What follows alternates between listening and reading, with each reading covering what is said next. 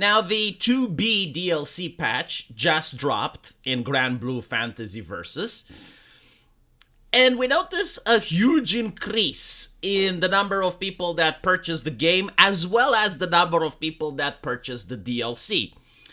The DLC, of course, is very sexy, let's put it like this. And the question has to be, if 2B wasn't as sexy, like let's say she was covered up like a nun, do you think that the same number of sales would have taken place? Because when I go to the forums, people express exactly why they wanted to spend their money. And you have a lot of individuals that are astonished by this, and they are calling people perverts and freaks. And I'm sorry to say this, I guess like at some point inside the American liberal colleges, where apparently they're studying gender studies, but I don't fucking know what gender they're studying if they don't know that the male gender is attracted to attractive women. Like seriously, I would like to have a gender studies professor to lecture him on this. Like, he should pay me money. The gender studies professor should be in student debt so that I can teach him the reality of the situation. Like, it is completely normal and healthy for men to be attracted to beautiful women. And again, like, they don't know this. Like, this is clueless, and they call men perverts. There is like a level of perversion that's accepted in society. For instance, looking at a movie or at a commercial or anything where a woman is dressed in a beautiful outfit, okay, like that is acceptable.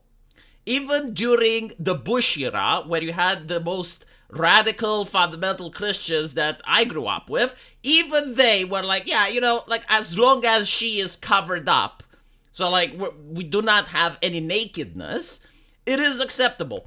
And we live in the age of OnlyFans, right? Like we live in the age of Twitch. We live in the age where actual human beings are allowed to be as naked as they want on the internet. But the moment you have a drawing, the moment you have a video game, that is just, no, that is sexismus. That is unthinkable. Like, how dare you? How dare you like something like that? I find it bizarre, to be honest. Like, on Twitch, if you call someone a simp, right? Like, if you make fun of a man who gives his money to a girl that is using her sexuality in order to entice donations, right? Like, if you call him a simp, that's a bannable offense. Like, that is something that they do not like. They do not wish that. But at the same time, if you call someone a pervert because he likes anime girls, that is completely acceptable and encouraged. I mean, the duality of man is very interesting in the age we live in. You know, at least before, censorship had some logic to it, but now, like, there is no more logic. You have to believe that drawn women are bad, but real women that are using their sexuality in order to entice donations, that's fine. It's mind-boggling. You know, like again, if you take a Twitch streamer and you put that into an anime game, these people freak out. It's ridiculous, right?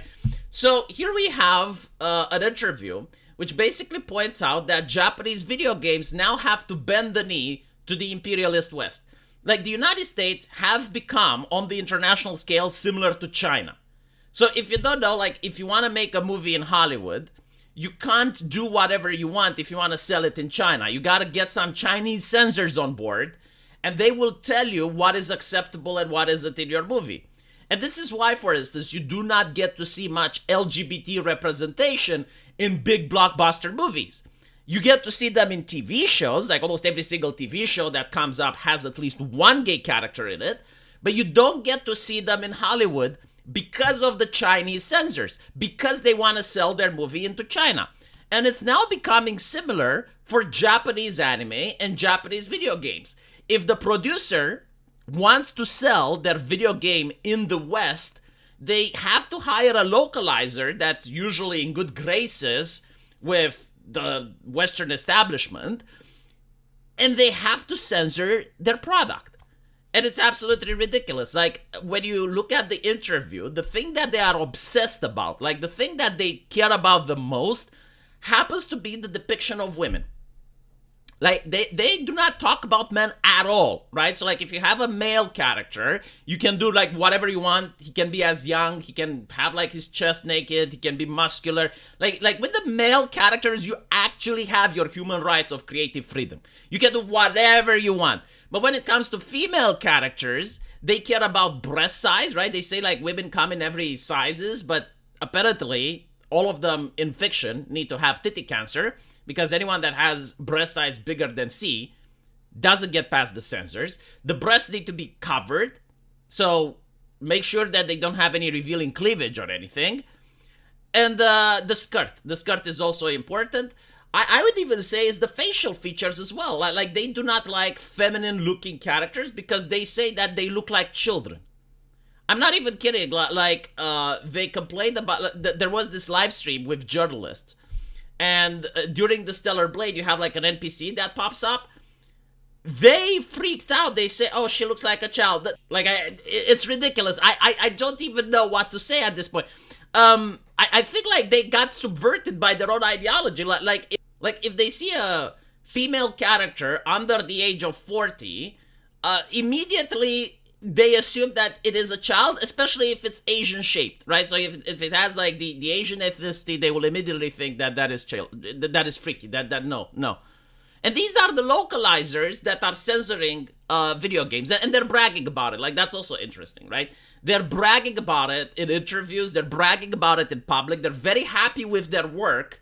Like, they think it's groundbreaking work what they do. And they keep talking about the modern audience, right? But I think that the modern audience has modernized further, as we discussed in the beginning of the video, right? Like, society constantly progresses, society constantly evolves, and now it evolved in the way of the 2B. Now they're basically saying that, no, you know what? We actually do want sexuality. Like men have always liked, in fiction, sex and violence since the Greek times. Like, since Greek theater, it was called Thanatos and Eros. These are like the two things that men have always liked, and they are willing to pay for it. So you may call them perverts, you may call them whatever you want, but you know what? Perverts have money. So like, men actually do want pretty female characters. Obviously, not every character has to be pretty, but like, when none of them are, when you have a company that's actually willing to give the modern audience what they desire, they are willing to reward that company with cash. So let me know what you guys think, and as usual, I will see you in the comment section. Take care.